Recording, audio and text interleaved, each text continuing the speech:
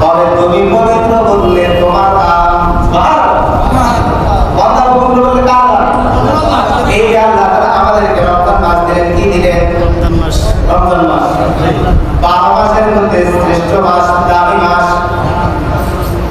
এই মাসের ভিতরে আল্লাহ তাআলা আমাদেরকে কতগুলো আমল দিলেন, রোজা দিলেন, তারাবি দিলেন, লাইলাতুল কদর দিলেন। আছে না? রোজা আমরা রাখি কি রাখি না? এই রোজার কাজ কি? আল্লাহ রাসূল সাল্লাল্লাহু আলাইহি ওয়াসাল্লাম হাদিস শরীফের মধ্যে বলেন, মান সামা রমাদান ঈমানান ওয়া ইহতিসাবান গুফিরা লাহু মা তাকাদ্দামা মিন যামবি। যে ব্যক্তি রমজান রোজা রাখবে, আমি আল্লাহ তার পিছনের জিন্দেগীর সমস্ত গুনাহগুলো ক্ষমা করে দেব। রোজার মাধ্যমে যদি পিছনের জিন্দেগীর গুনাহগুলো ক্ষমা হয়, আমার পবিত্র হবে কি হবে না? এরপরে রাসূল বলেন, মান কামা রমাদান ঈমানান ওয়া ইহতিসাবান গুফিরা লাহু মা তাকাদ্দামা মিন যামবি।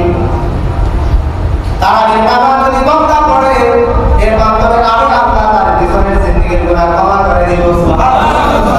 আরে তারাবির মাধ্যমে পিছনের জিন্দেগীর গুনাহ মাফ, আমি পবিত্র, আমি পবিত্র।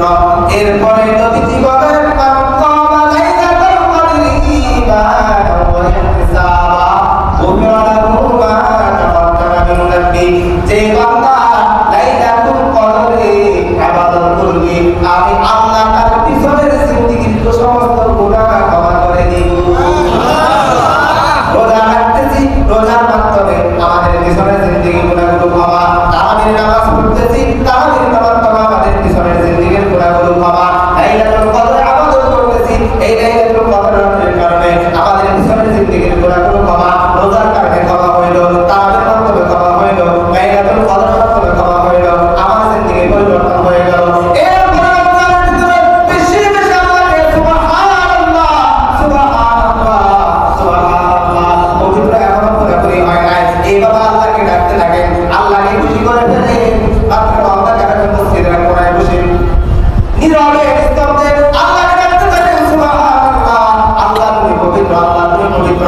ধীরে ধীরে আশা রাখেন, আল্লাহ তোমাকে পবিত্র করতেছে, তোমাকে পবিত্র না করলে তুমি পবিত্র। তবে আমার দিনের আশা হলো তুমি আমাকে পবিত্র করে দাও। আমাকে কি করে দাও? পবিত্র। এর সময় কি পরিমাণ দাম? 100,000 সেকেন্ড পার সেকেন্ড, 3 সেকেন্ডে কি পরিমাণ ফায়দা? 1000 থেকে ফায়দা